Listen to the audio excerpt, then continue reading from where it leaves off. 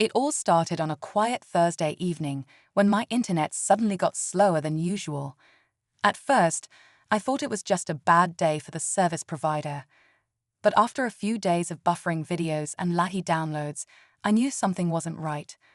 I checked my router and saw a few unfamiliar devices connected, ones I never authorized. That's when it hit me. Someone had been using my Wi-Fi without permission. I dug a little deeper, and the trail led me right next door. Yep, my neighbor had somehow managed to sneak onto my network. Now, I could have just changed the password and called it a day.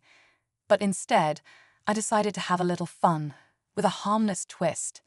Let's just say I gave their browsing experience an asterisk special upgrade asterisk they wouldn't forget. Nothing mean or over the top, just enough to make them think twice before freeloading again. You'd be surprised what you can do when someone messes with your connection. As I set my little plan into motion, I couldn't help but wonder how long it would take before they noticed. The best part, they had no clue it was coming. And trust me, their reaction was better than I expected. Stick around, because what happened next turned into something I never saw coming. To be honest, I never thought twice about my Wi-Fi password before. It was just something I set up years ago, and I never bothered to change it. It was one of those things you forget about until something goes wrong. My neighbor, let's call him Mike, had always been friendly, but we weren't exactly best friends. He'd wave when we saw each other, maybe say a quick hello, or how's it going, in passing, but that was about it. So when I realized he'd been using my Wi-Fi without asking, it felt like a total betrayal, even though I didn't want to overreact. I tried to give him the benefit of the doubt at first. Maybe he just didn't know how bad the connection was in his apartment. Maybe he figured it was harmless. But as the days went on, I couldn't shake the feeling that he knew exactly what he was doing. After all, Wi-Fi is one of those things people don't usually ask about unless they have a reason.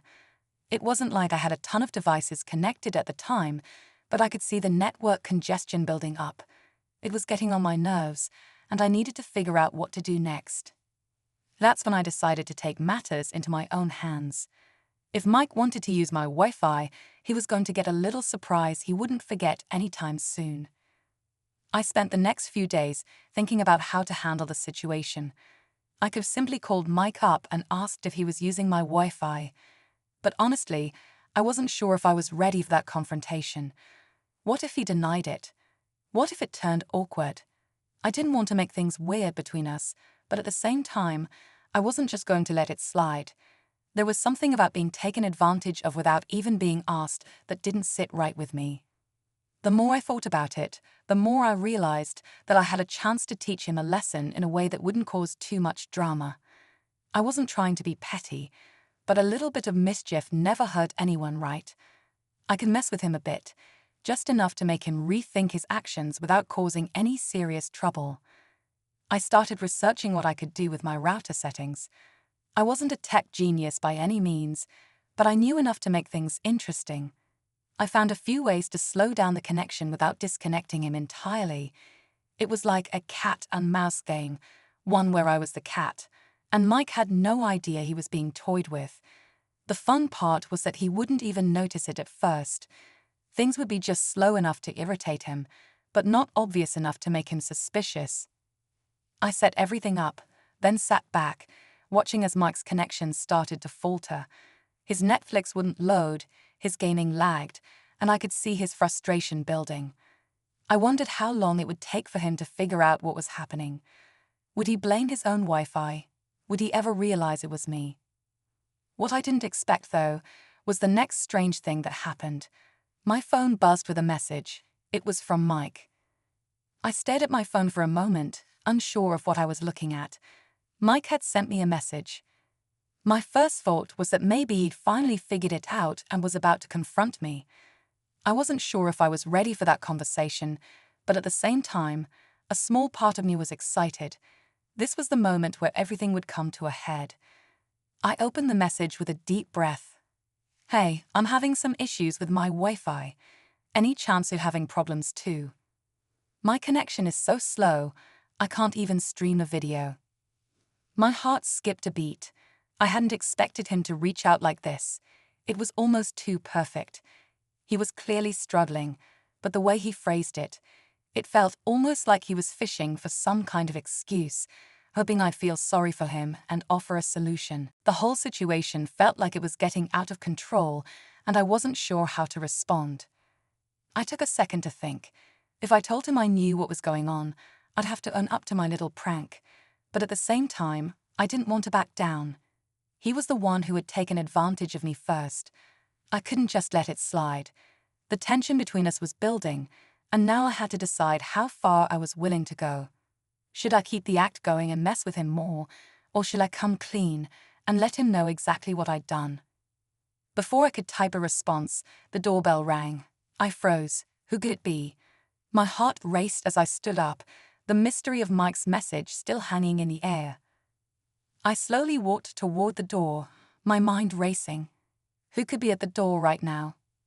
I hadn't been expecting anyone, especially not after everything that had been going on. My first instinct was to check the peephole, but I hesitated. Maybe it was just a delivery or some random visitor. But deep down, I felt this odd sense of unease. I opened the door. Standing there was Mike, looking a bit frazzled, like he'd been pacing around for hours. I could tell by the look in his eyes that something wasn't right. He wasn't just here to ask about my Wi-Fi. There was a deeper tension in the air, and it made my stomach twist.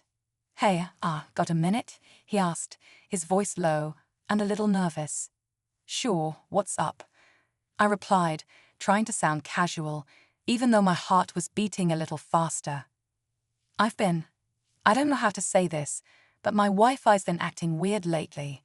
It's so slow, I can't even get anything done. I've reset my router, checked everything, and it's still messed up.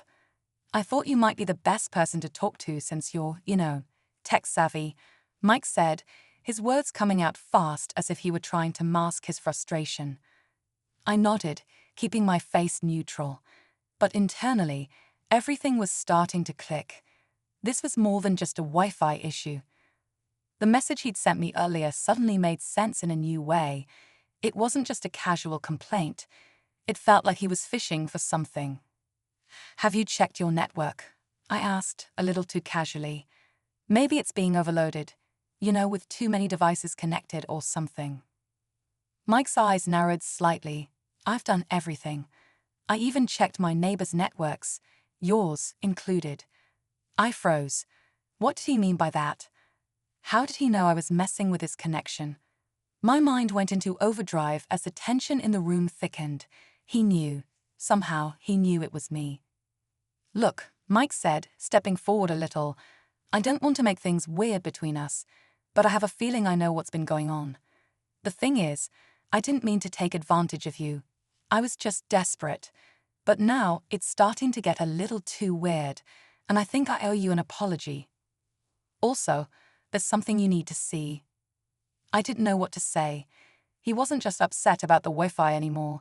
He was implying something much bigger, and whatever was coming next had the potential to turn everything upside down. I stood there, feeling a mix of confusion and curiosity as Mike's words lingered in the air. Something you need to see. What was he talking about?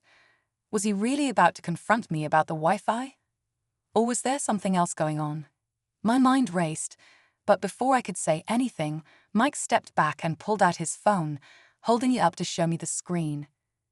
It was a screenshot of my router settings, the ones I'd thought I'd hidden from everyone. My heart dropped into my stomach. How the hell did he get that? It wasn't possible. I had taken precautions, changing passwords, hiding my network name. Yet, there it was. My Wi-Fi info on his phone, clearly visible in his router app. "Wait, how did you?" I stammered, my thoughts tangled in disbelief. Mike raised an eyebrow, an almost amused smile playing at the corners of his lips. "Turns out, you're not the only one who knows a thing or two about tech." He paused, watching me process the revelation. "I've been messing with your network too. Not just with the Wi-Fi though. I've been watching your connection too, to see how far you'd go." I was stunned. This was insane. He'd been keeping tabs on me this whole time, and I had no idea. Everything I thought I was doing to him, he had been doing right back at me. Here's the kicker, Mike continued, his voice growing darker. The real reason I've been on your Wi-Fi. I needed a distraction before I could ask what he meant. He glanced over his shoulder, his face tight with tension. A beat passed, and then he added, "The thing is, I didn't just mess with your connection. There's something bigger happening. You're not the only one who's been hacked." A chill ran down my spine as the words sank in. Suddenly, everything about the situation felt wrong in ways I hadn't anticipated. This wasn't just a petty battle over Wi-Fi. It was something far more dangerous. Before I could respond, Mike turned to leave, but not without one final look. "I'd check your bank account if I were you. You might find something unexpected there." With that, he walked off, leaving me standing in shock, trying to comprehend everything. My mind spun with the realization that this was far from over. Mike had pulled the strings, and I had unknowingly walked right into his game. As I reached for my phone to check my accounts, I knew that this was only the beginning of something far darker than a simple internet prank. I quickly checked my bank account, heart racing. The moment I logged in, I noticed something strange. Small, unauthorized transactions, all linked to online subscriptions I didn't remember signing up for. My stomach dropped. Mike had been right. This wasn't just about Wi-Fi anymore. Someone had been accessing more than just my internet. I felt like an idiot for not catching on sooner, but it was too late to turn back now. I immediately called my bank, freezing my accounts and locking everything down. As I sat there, staring at the screen, I realized how easily I'd let the situation spiral out of control. Mike's harmless Wi-Fi prank had turned into something much bigger than either of us could have predicted, but in a strange way, I had to thank him. If it weren't for his little stunt, I might never have known about the security breach. Over the next few days, I worked to clean up the mess Mike had unknowingly pushed me into. I changed every password, set up new security measures, and made sure I'd never fall for something like this again. As for Mike, I never heard from him again. I wasn't sure if he had used me to cover his own tracks, or if he had just moved on to the next thing. But one thing was clear. This was a wake-up call. Trust, even with something as simple as Wi-Fi, could be dangerous.